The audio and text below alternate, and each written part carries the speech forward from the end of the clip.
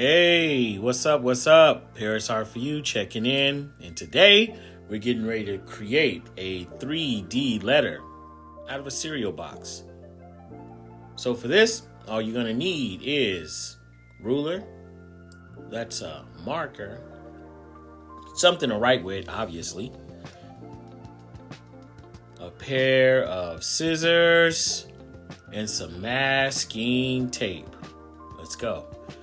So you have to take the top and the bottom of the cereal box, take the flaps loose, choose the right side of the seam line and cut it right on the seam line. All right, nice and easy. So the video now is getting ready to start to get fast. So let's go. Move everything out the way. Now we have a clean, open area.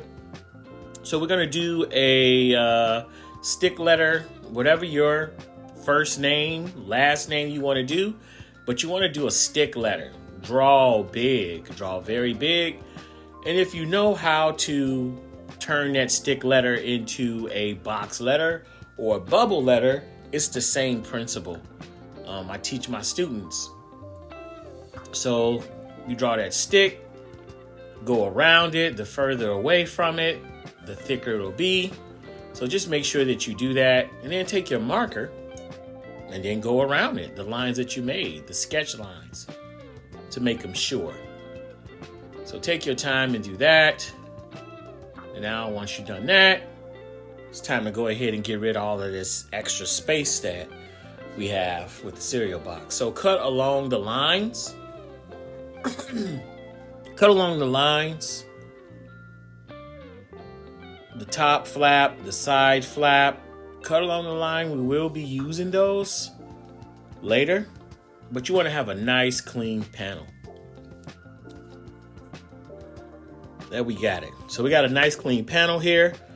And all you got to do now is just go ahead and start cutting around the letters. Stay on the line. All right. So I'm still cutting here on the video. Staying on the line, making sure that the paper is turning, not the scissors. I teach my students that. Make sure that you cut nice and neat. Take your time. It's always tricky getting that last part. I think I end up just pulling it off. Now this is interesting. For those who have letters of the alphabet that has an empty space, and you want to cut into it, just fold it a little bit in half and then make a nice little slit or an incision cut, and then just go into it with one side of your scissor and then just start going around it. All right, stand on the line, making sure that the paper turn, not your scissors, and cut nice and neat just like that. Boom. So now we got to make a duplicate. That's the top. We need to make the bottom. So you'll take that P, in this case a P, but whatever letter of the alphabet you're going to do, and then trace it around. Same thing applies. Cut it out. Now you have a duplicate of the letter. Now, even though it looks like a duplicate, you still need to make sure that everything matches up. So you can have these little binder clips here. Or you can, binder clips work better. So you'll have binder clips, about 2 or 3 binder clips, and you need to place them in certain areas on your letter so that you can cut and make sure that they're nice and symmetrical, and the clips just help them stay safe and together and tight. So cut them all out. Now, this is an extra box because we need to now make the spacing, like the sides of our letters. And then what I'm doing here is that I am making lines that are going to be grouped into 2-inch bundles. So you can see that.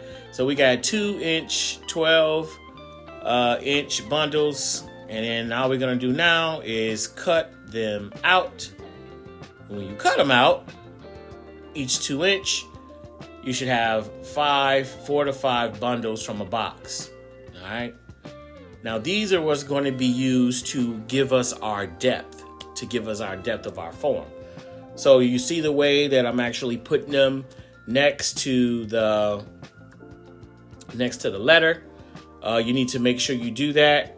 But also you need to take them together and roll them up. The reason why we're rolling them up is because we want to make them flexible. So stack them together, roll them up, and that way they can be flexible and easily pliable. So to do your first connection, you need to get some tape. So I'm tearing off at least about 4 or 5 pieces of tape, setting it out to the side so that all I need to do is just use that tape to attach it. So you want to make sure you do that.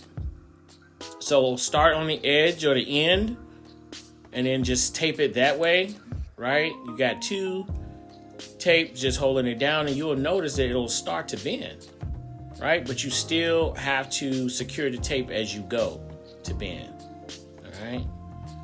And for me, I've always found it easy to tape as I go, and it's going to be a process.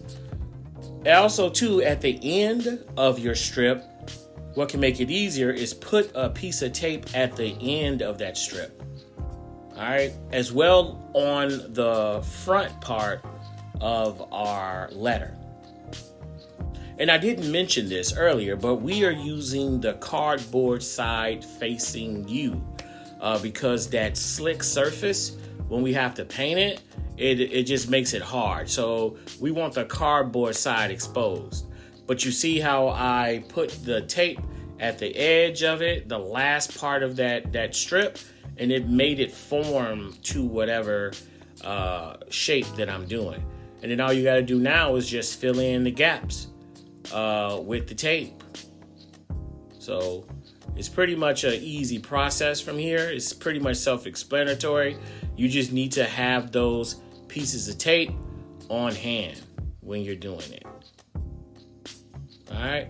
So here, this video is a little bit faster. So now all I'm doing here is that you can connect the pieces of tape too. So you need to put a piece of tape on the end of one of the strips and then just tape it right onto it and then just bend it the way you want to go with whatever letter. So you can see now also you have to reinforce the inside too, especially when you're having corners and things turn. Now this is a good technique that I came up with, is measuring the width of, like, let's say the top of your letter. So basically you just take your piece of your cardboard and you just line it up to the width of whatever letter it is, and then you could just tape it onto there like I'm doing it here. Or you could just bend it all the way around, but I kind of find that hard because you're not going to get that angle. So it's better to just measure it and then just connect it how I did it here. And then you just making sure that everything goes together seamlessly. Same thing, I'm measuring. For those that didn't get it the first time, there it is there. I just took the little piece of cardboard, flipped it up to see how wide it was, lined it up, made a line, and then you have the actual width of how that side should look. And all I'm doing now is just getting bunches of tape. Always have a lot of, like 5 or 6 strips of tape put off to the side. That way, all you need to do is just get tape to adhere and connect the pieces. And then this part right here, this is another measurement thing here. There I am with the cardboard, placing it on the gap or the space that I want to measure. So for here, I'm going to use dots. So put a dot there, put a dot there, right? And then dots there. And then I'm going to flip it because you want the dots to line up. So you need to know where you need to cut. Yeah. And then you can just go ahead and make those lines there and then cut it. like that. And then line it up and it should fit. You want to put your tape on the top part first. At least that's what I learned while I was constructing this. So you want to put your tape on the facing of it first. That way it's already there. And then you'll just see all I got to do is just put the piece close to it and then just attach the tape to it. And it just fits. Right?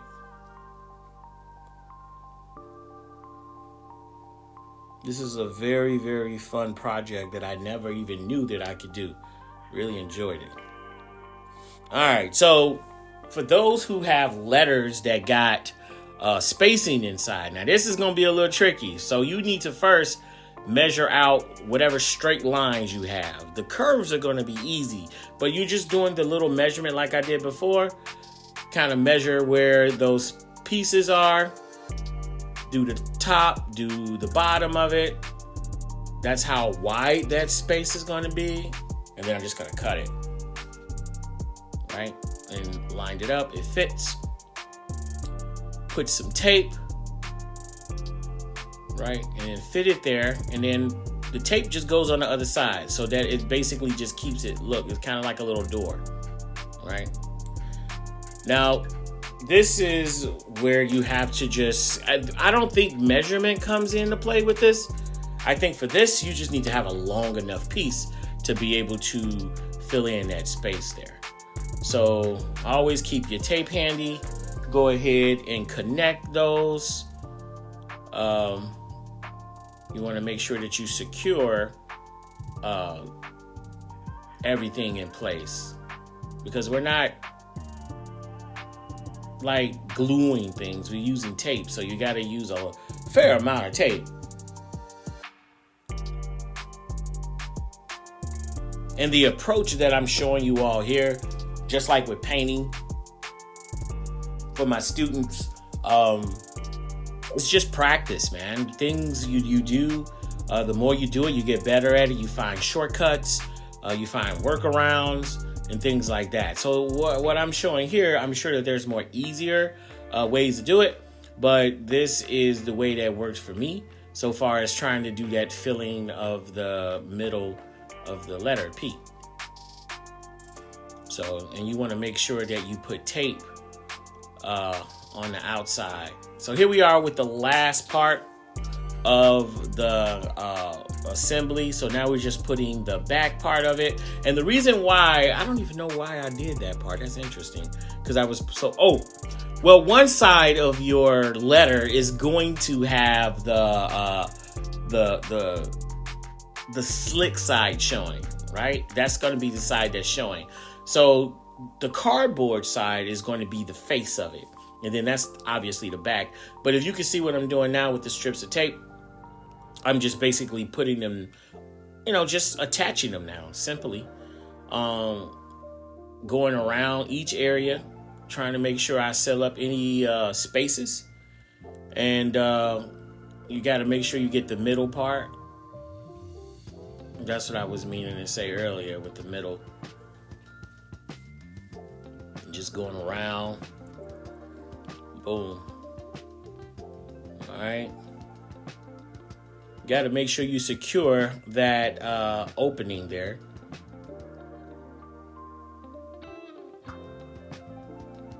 And doing the same thing on that side. Symmetry, like I tell my first graders, what you do on one side, you do on the other side. All right. So now you have to go around the edge of your letters. You have to do that with some tape. That just makes it more seamless, and it looks better, really, to me. If you don't, you'll have that tape showing. So when you do that, it's just nice and smooth all around. So you just want to make sure that you're getting all the corners. Take the time, rub the tape in with your fingers, with your thumbs, to make sure that adhesion happens.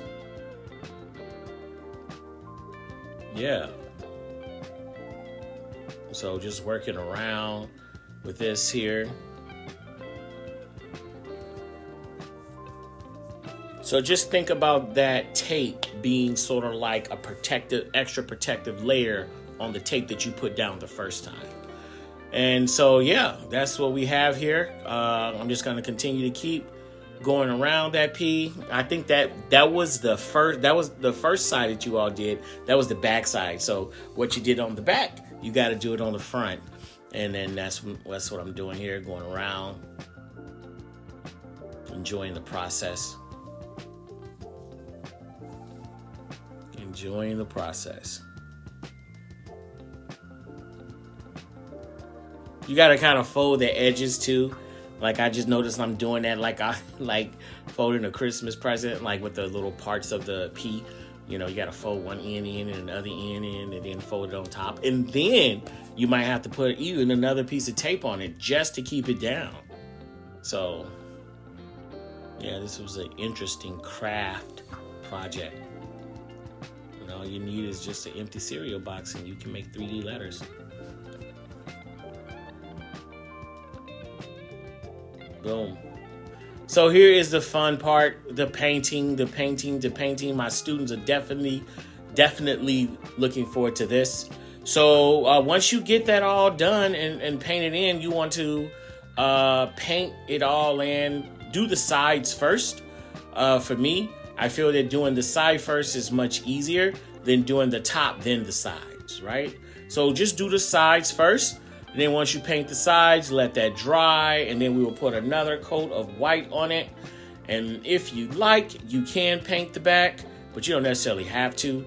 But this was a very, very good crafting project of making a 3D letter. I always wanted to do it. My godfather been doing this for years with his students, and I'm looking forward to doing this with mine. So yeah, it's not perfect, but it's my very first one. I like the texture. It feels like it's made out of some type of clay or whatever, plaster, but yeah, let's go. Paris art for you.